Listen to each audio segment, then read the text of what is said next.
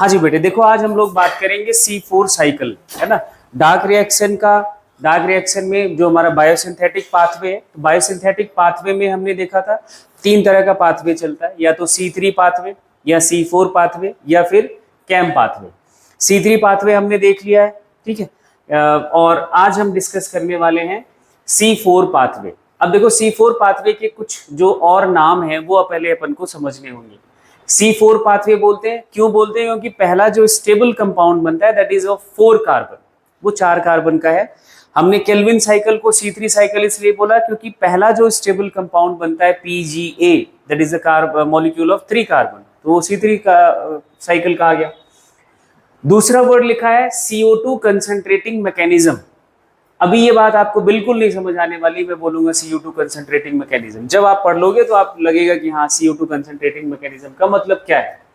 Cooperative photosynthesis है, ये कि एक तरह का कोऑपरेशन है, वो अभी आप लास्ट में कंक्लूड कर पाओगे। डाई कार्बोक्सिलिक एसिड साइकिल, जो पहला मॉलिक्यूल बनता है उसका नाम है डाई कार्बोक्सिलिक एसिड, इसलिए इसको DCA साइकिल बोलते हैं। हैट और स्लैक जी ने इसको डिस्कवर करा तो इनके नाम पे हैच पाथवे है, ठीक है। इन दोनों का नाम देखना है, हैच एंड स्लैक 1967, वो 1961, ठीक है, लगभग 6 साल का गैप है। Studied in detail in the sugarcane and maize leaves, ये दोनों प्लांट आपके C4 प्लांट है। इन दोनों प्लांट की लीफ में इन्होंने स्टडी करा, डिटेल स्टडी करा C4 साइकिल का, and propose a new pathway for the dark reaction. Dark reaction का एक नया पाथवे इन्होंने बताया। क्या बताया? इस पाथवे में जो पहला प्रोडक्ट बनता है that is oxalo acetic acid, OAA short form में लिखते हैं, ऑक्सैलो एसेटिक एसिड। जो इनका पहला कार्बोक्सिलेशन के बाद मॉलिक्यूल बनता है दैट इज, वहां क्या बनता था? PGA बनता था। C3 साइकिल में क्या बनता था? PGA बनता था। यहां बनता है ऑक्सैलो एसेटिक एसिड। ये जो ऑक्सैलो एसेटिक एसिड है that is of molecule of 4 carbon, ये 4 कार्बन का कंपाउंड है, 4 कार्बन कंपाउंड है, इसलिए इस साइकिल को हमने नाम दे दिया C4 साइकिल, इसलिए ये टर्म रखा C4 साइकिल, ठीक है। ऑक्सैलो एसेटिक एसिड का दूसरा नाम है डाई कार्बोक्सिलिक एसिड। क्या? Di carboxylic acid, 2 COOH group लगे होते हैं, इसलिए इसका नाम रख दिया डाई कार्बोक्सिलिक एसिड, और इसके वजह से ये नाम रख दिया हमने DCA cycle. Dicarboxylic acid का short form DCA and that is the DCA cycle. इसमें कोई बड़ी बात नहीं है। अब देखना, यहां पे आपको थोड़ा शुरू होता है कहानी। Most of the C4 plants जिनमें ये C4 साइकिल चलता है वो ज्यादातर मोनोकॉट्स हैं। वो कौन है? मोनोकॉट्स हैं, या जिसे आप बोलोगे ट्रॉपिकल ग्रासेस हैं। ग्रासेस आर मोनोकॉट्स, जो आपकी ग्रासेस आसपास दिखती हैं वो आपकी मोनोकॉट्स हैं, ट्रॉपिकल मोनोकॉट्स हैं। अर्थ का वो रीजन, ये इक्वेटर आपने पढ़ रखा है, इक्वेटर पढ़ रखा है, ये पोलर रीजन है ना। 23.5 ये नॉर्थ पोल, ये साउथ पोल की तरफ, ये पूरा रीजन आपका tropical region of the earth कहा जाता है।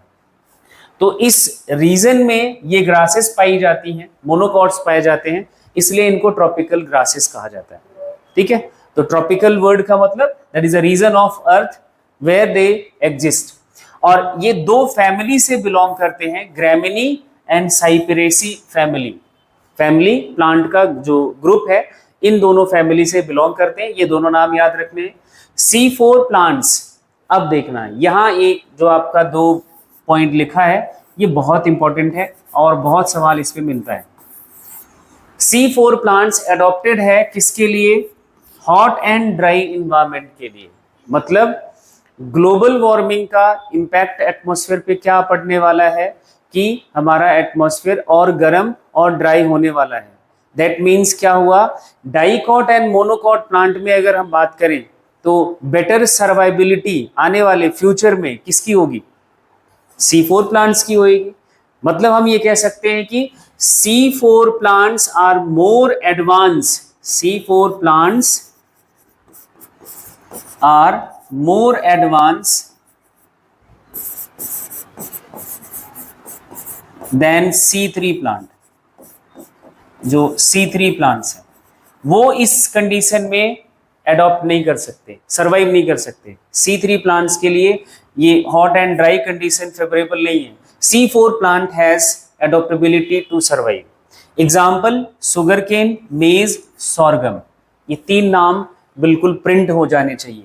अब ये जो नोट करके पॉइंट लिखा है ये और ज्यादा इंपॉर्टेंट है। वीट, राइस, बार्ले, ये सारे मोनोकॉट्स हैं। ये सारे क्या हैं? मोनोकॉट्स हैं। लेकिन ये C3 प्लांट्स हैं। ये क्या है? C3 प्लांट्स हैं। अगर ये स्टेटमेंट अगर आपको याद हो, ये स्टेटमेंट यहां लिखा है most of the C4 plants are monocot. ज्यादातर जो C4 प्लांट्स हैं वो मोनोकॉट हैं। मतलब ये नहीं है कि सारे मोनोकॉट C4 प्लांट होते हैं। ठीक है, कंफ्यूजन रीजन असर्शन में बहुत होएगा इस स्टेटमेंट को लेकर, इसलिए ध्यान से इसको समझ लो कि वीट, राइस, बार्ले हैं तो monocot but they are the C3 plant. मतलब इनमें केल्विन साइकिल चलता है, ये हैच-स्लैग साइकिल नहीं चलता। हैच-स्लैग साइकिल है क्या? C4 plants have some anatomical adaptation। Anatomy का मतलब क्या होता है पहले ये समझ लो। एनाटॉमी का मतलब होता है internal structure. Internal structure, plant का जो इंटरनल स्ट्रक्चर है, इंटरनली वो जो उनका टिश्यू ऑर्गेनाइजेशन है, वो इनमें कुछ चेंज है जो C3 प्लांट के पास नहीं होता। एनाटॉमिकल एडॉप्टेशंस हैं। These adaptations are known as क्रेंज या वृत्त या रिथ एनाटॉमी बोला जाता है। ये शब्द समझ आ रहा है क्या?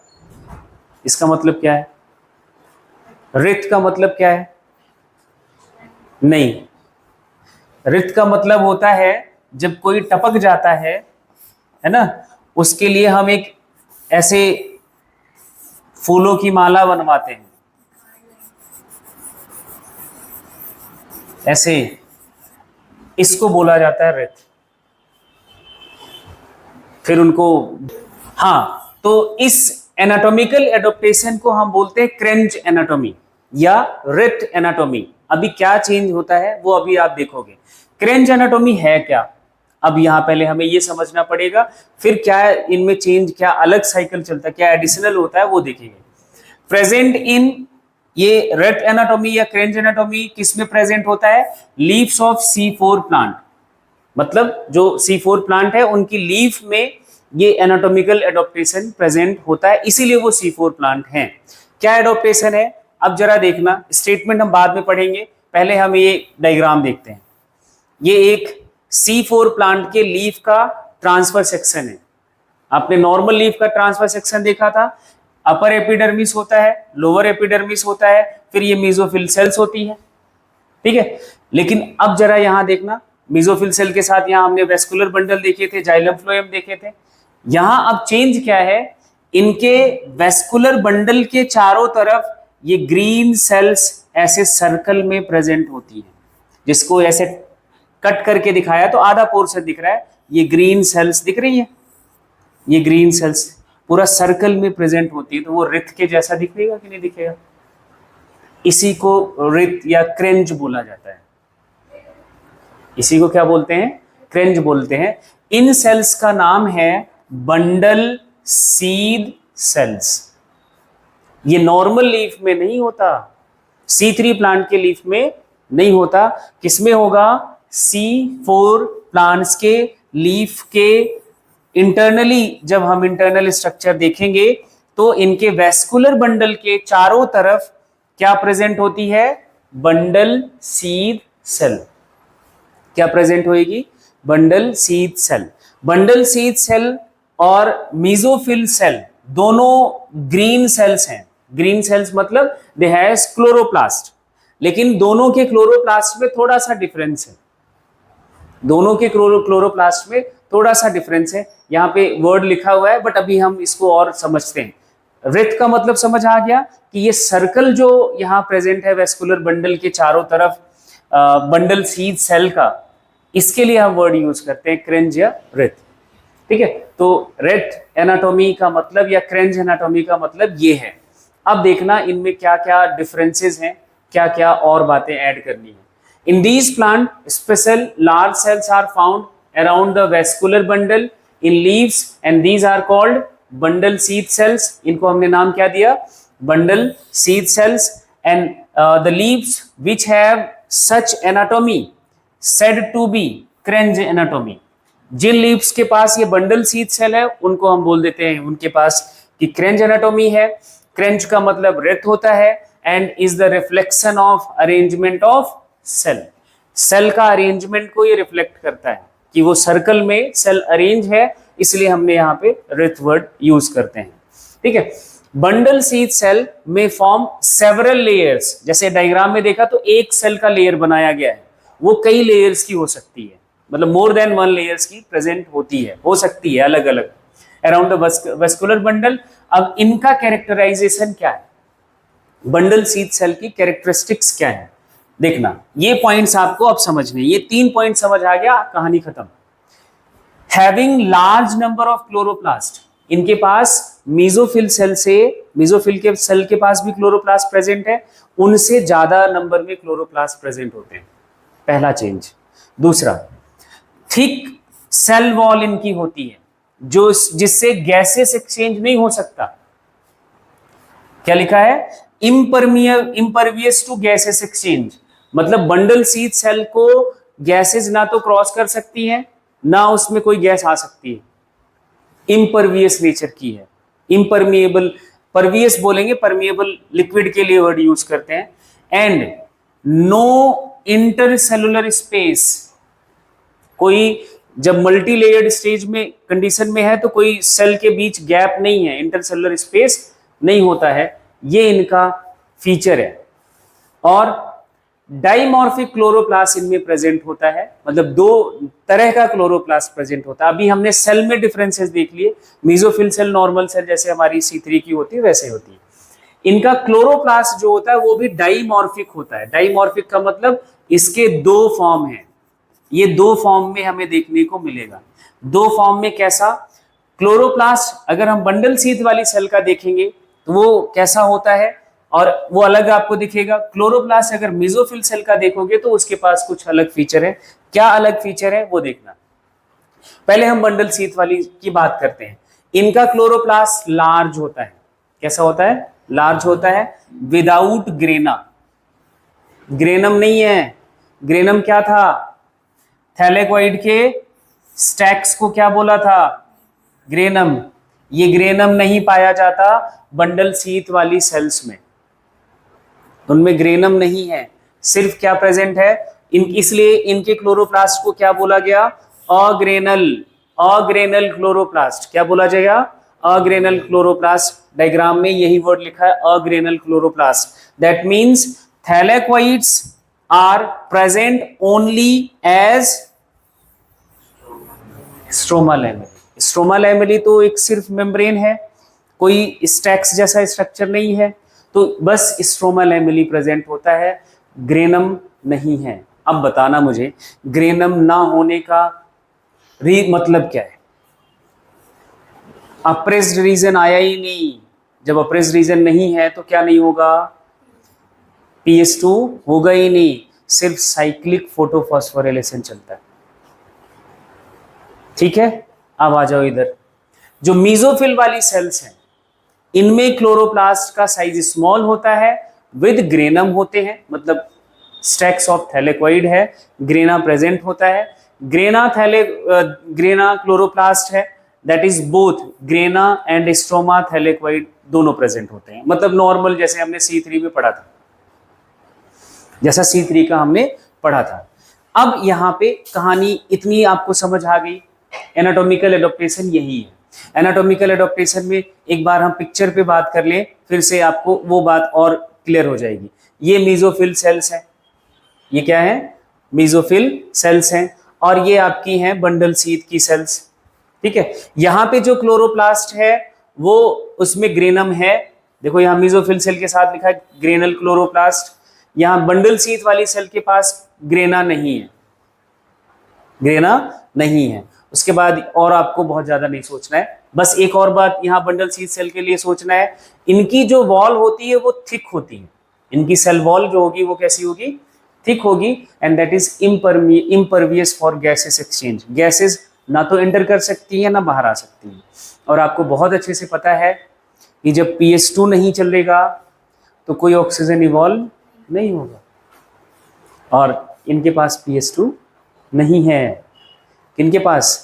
बंडल सीड सेल के क्लोरोप्लास्ट के पास कोई PS2 नहीं है, सिर्फ PS1 है।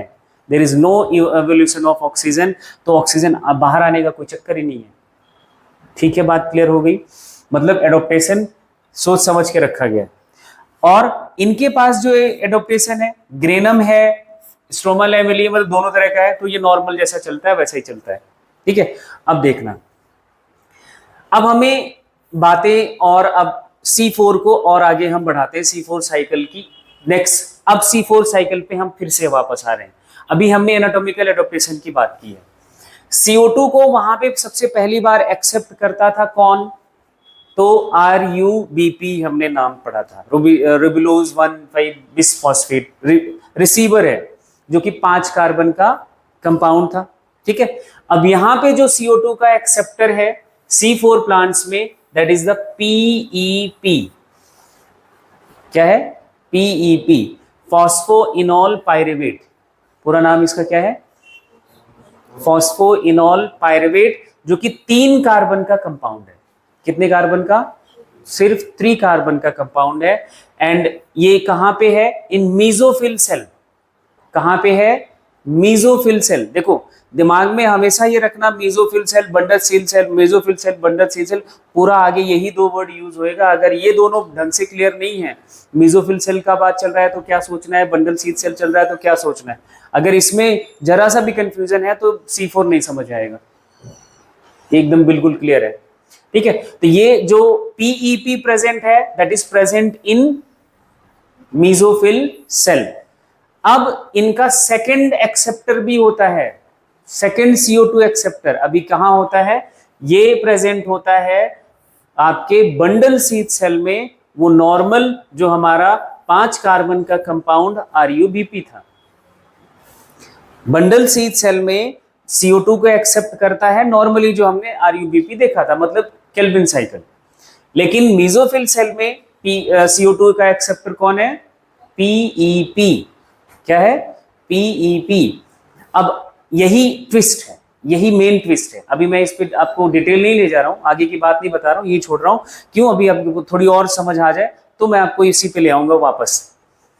इनिशियल फिक्सेशन बोले तो मीजोफिल सेल में जो CO2 का फिक्सेशन होता है मीजोफिल सेल में, इज कैटालाइज्ड बाय पेप्केज। भाई साहब ये खतरनाक नाम है, phosphoenol pirate carboxylase.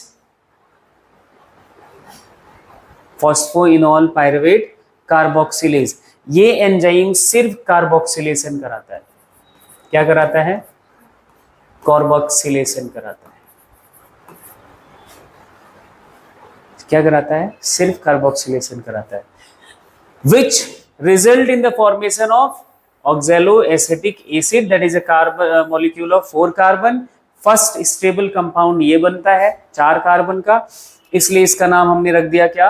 C4 cycle. अब उसके बाद देखो क्या होगा, then reduction of oxaloacetic acid. Oxaloacetic acid का रिडक्शन होगा बाई NADPH2।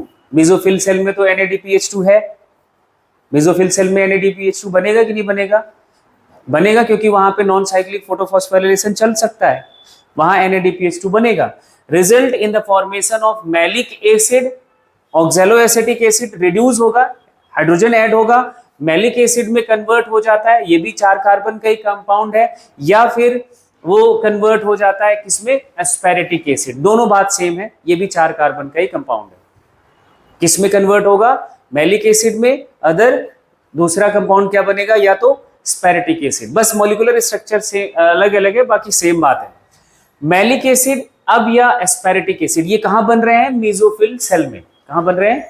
मेसोफिल सेल में। ठीक है, 4 कार्बन के हैं, formed in mesophyll cell and transferred. अब ये ट्रांसफर होते हैं, transfer to bundle sheath cell.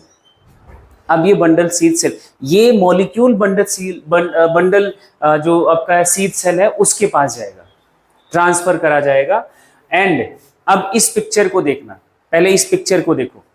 इधर आपका जो ये सेल है that is a mesophyll cell, ये इधर वाली सेल जो है वो आपकी क्या है, बंडल शीथ सेल। ठीक है, मेसोफिल सेल में क्या हुआ, मेसोफिल सेल में आपका यहां CO2 है, CO2 को रिसीव करा पीईपी ने, फर्स्ट एक्सेप्टर, और पेप्केज एंजाइम की प्रेजेंस में कार्बोक्सिलेशन हुआ। क्या हुआ, कार्बोक्सिलेशन हुआ, 4 कार्बन का कंपाउंड बना ऑक्सैलोएसिटिक एसिड। अब ये कन्वर्ट कर लिया जाता है मैलिक एसिड या एस्पेरेटिक एसिड में रिडक्शन के थ्रू, यहाँ NADPH2 यूज होता है।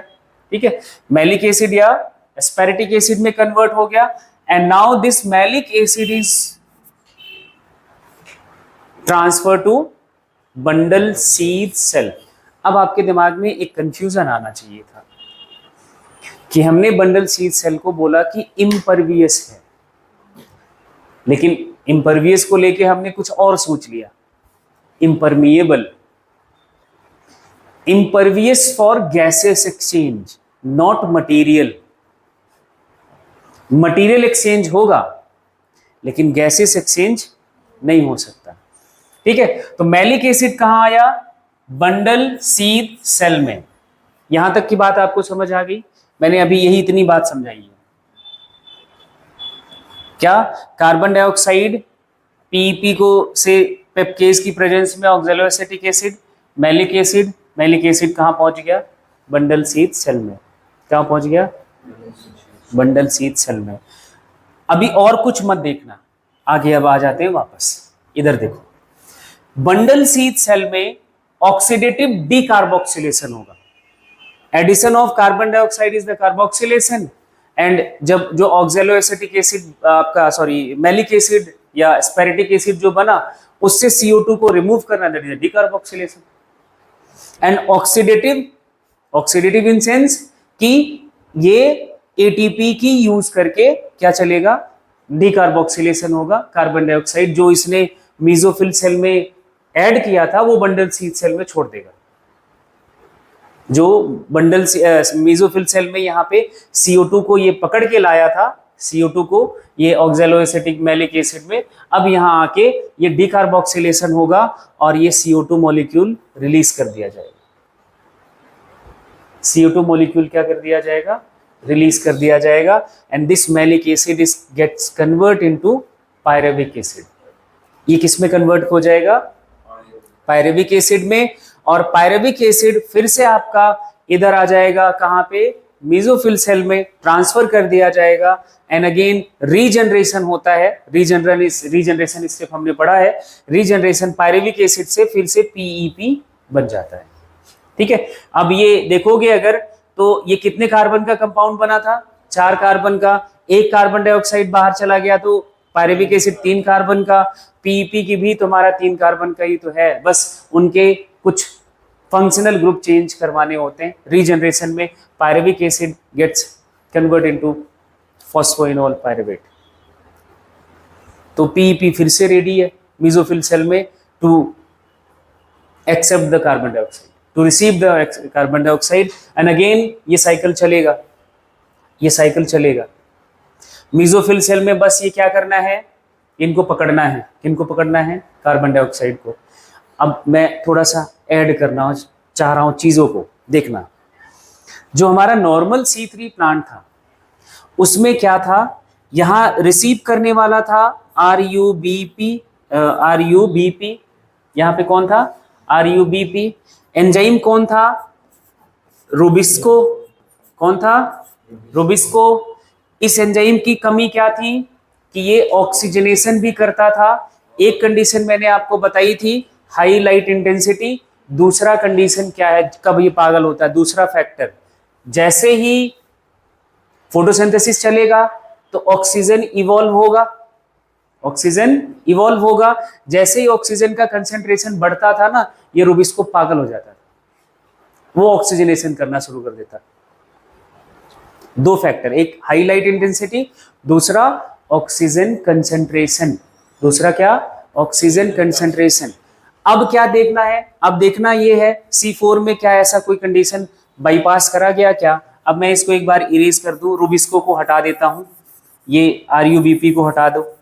अब देखना इधर जो मीजोफिल वाली सेल है नॉर्मल सेल है, क्लोरोप्लास्ट में ग्रेना थैलेकॉइड है, क्लोरोप्लास्ट में ग्रेना थैलेकॉइड है, इधर ऑक्सीजन इवॉल्व हो रहा है, ऑक्सीजन बन रहा है, लेकिन ये पेप्केज के लिए जरा सोचो, पेप्केज सिर्फ कार्बोक्सिलेशन कराता है, कितना भी ऑक्सीजन तुम बनाते रहो इस पे, इसका एक्टिविटी कभी भी नहीं ऑक्सीजनेशन वाला होने वाला। यही तो समस्या थी C3 के साथ।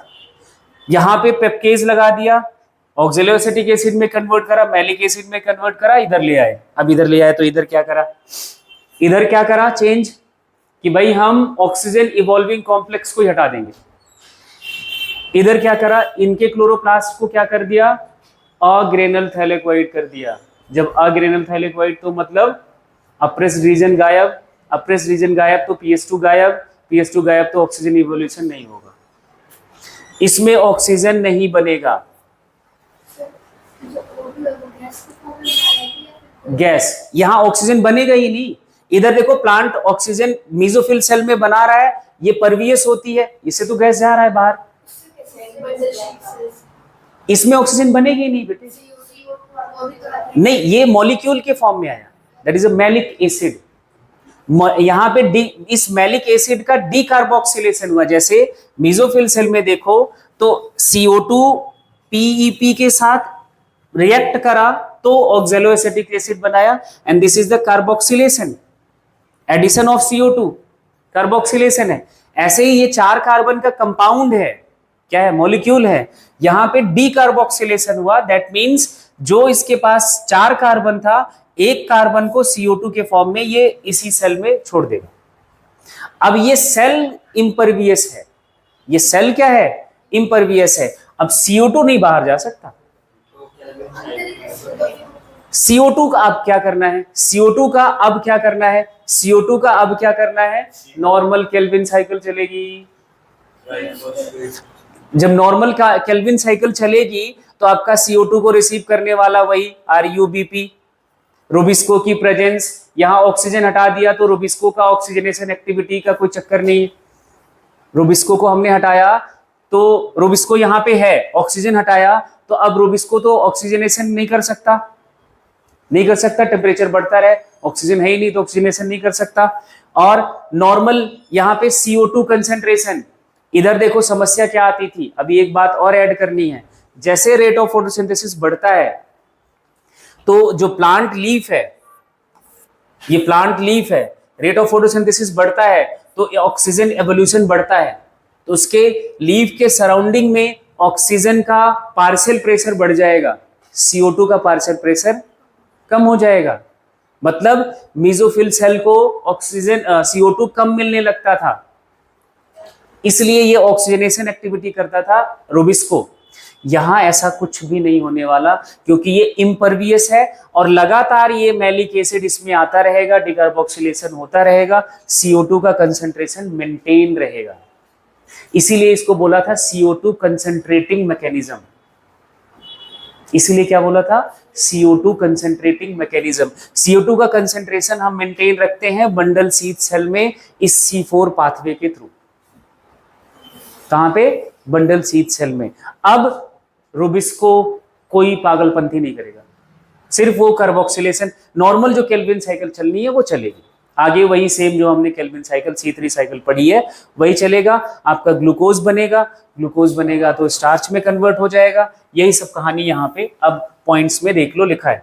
इन bundle sheath cell oxidative decarboxylation चला एंड मैलेट आपका ये उसमें चला जाएगा, CO2 रिलीज कर देगा अलॉन्ग विद पायरेविक एसिड। CO2 यहाँ पे देखो तो आपका रिलीज कर दिया, पायरेविक एसिड बन जाता है। And again next point, release of CO2 in bundle sheath cell is accepted by RuBP। CO2 को रिसीव कर लिया किसने, second acceptor of CO2 that is the RuBP, catalysed by rubisco and C3 cycle operates.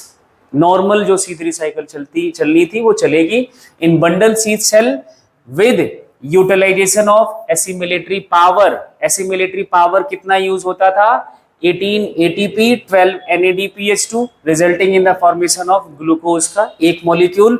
अब देखना आगे, अब यहां पे तुम्हें बात समझनी पड़ेगी। Pyruvic acid from bundle sheath cell return to mesophyll cell, याद आ रहा है, ट्रांसफर कर दिया जाता है। एंड इस रीजनरेशन में it regenerates PEP, that is a primary acceptor of CO2, by utilization of 12 ATP। Additionally 12 ATP और लगते हैं इसको रीजनरेट करने में, catalysed by pyruvate phosphate dikinase. Enzyme का नाम ध्यान से समझ के रखना। अब इसलिए C3 प्लांट में हमने देखा था कि एक ग्लूकोज बनाने के लिए 18 ATP and 12 NADPH2 are required, but C4 plant थोड़ा सा ना एक्सपेंसिव है। It requires 30 ATP and 12 NADPH2 for the synthesis of one glucose molecule।